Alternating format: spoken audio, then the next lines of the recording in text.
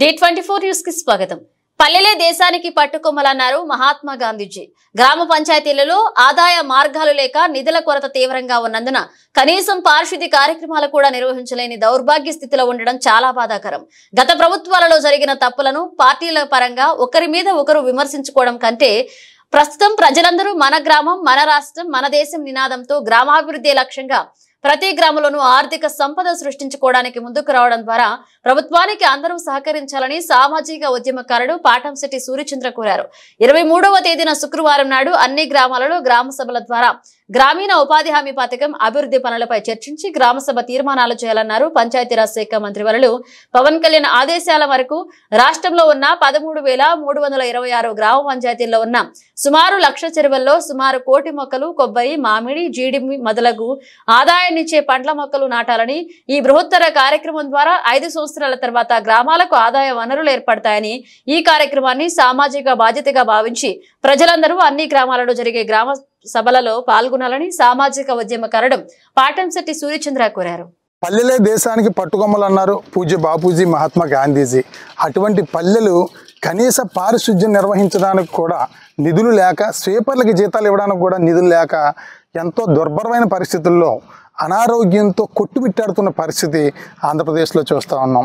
గత ప్రభుత్వం అవ్వచ్చు, అంతకుముందు ప్రభుత్వం అవ్వచ్చు, అనేక కారణాలు. దీనికి కారణాలు ఎవరి మీదో తప్పు మనం నిందలు వేయడం కంటే ప్రస్తుతం మనం ఏం చేయాలనేది ప్రతి ఒక్కరు కూడా ఆలోచించాలని చెప్పేసి కోరుకుంటూ, మన రాష్ట్ర ఆర్థిక పరిస్థితి ప్రస్తుతం ఎలా ఉందో అందరికీ తెలుసు. ప్రతి నెల అప్పు చేస్తేనే కానీ జీతాలు, సంక్షేమం, అభివృద్ధి జరగని పరిస్థితి. ఆదాయంతో పాటు అప్పు చేయాల్సిన పరిస్థితి. ఈ పరిస్థితుల్లో గౌరవ ముఖ్యమంత్రి గారు అనేక కంపెనీలు తీసుకురావాలి, ఉపాధి అవకాశాలు ఏర్పాటు చేయాలి, ఆదాయ మార్గాలు ఏర్పాటు చేయాలి, సంపద సృష్టించాలని ముఖ్యమంత్రి గారు వారి ప్రయత్నం వారు చేస్తూ ఉన్నారు. సంతోషం, అభినందనీయం. కానీ ప్రజలందరూ కూడా దీనికి తోడవుతేనే ఈ రకమైన అభివృద్ధి జరుగుద్దనేది ఒక సామాజిక ఉద్యమకారుడిగా నేను విజ్ఞప్తి చేస్తూ ఉన్నాను. గత 7 సంవత్సరాల క్రితం మా బూరుపూడి గ్రామానికి నేను సర్పంచ్గా ఉన్నప్పుడు జాతీయ ఉపాధి హామీ పథకం ద్వారా MGNREGS పథకంలో మా గ్రామంలో కొబ్బరి చెట్లు నాటడం జరిగింది. చూడొచ్చు కొబ్బరి చెట్లు అన్నీ. ఇది ఊర చెరువు గట్టు మీద కొబ్బరి చెట్లు నాటడం జరిగింది. ఈరోజు ఈ కొబ్బరి చెట్లన్నీ కూడా కాయలు కాసే పరిస్థితికి రావడం జరిగింది.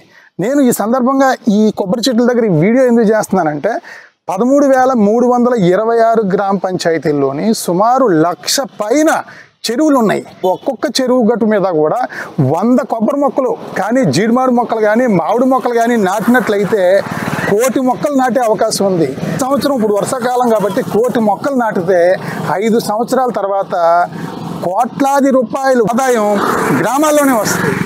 ముఖ్యమంత్రి గారు విదేశాల నుంచి ఇతర మార్గాల ద్వారా ఆదాయం సమకూర్చడం, కంపెనీలు, ఇదంతా ఒక ప్రాసెస్. అది ఈ ప్రాసెస్ మన గ్రామంలో మన వనరులను ఉపయోగించుకుని మనం ఆదాయం సృష్టించుకుని సంపద సృష్టించుకునే పరిస్థితి చేయాలని 23వ తేదీ శుక్రవారం నాడు రాష్ట్ర వ్యాప్తంగా ఉన్నటువంటి అన్ని పంచాయతీలలో కూడా జాతీయ గ్రామీణ ఉపాధి హామీ పథకం గ్రామ సభలు గౌరవ పంచాయతీరాజ్ శాఖ మంత్రులు శ్రీ పవన్ కళ్యాణ్ గారు ఏర్పాటు చేయాలని ఆదేశించడం జరిగింది.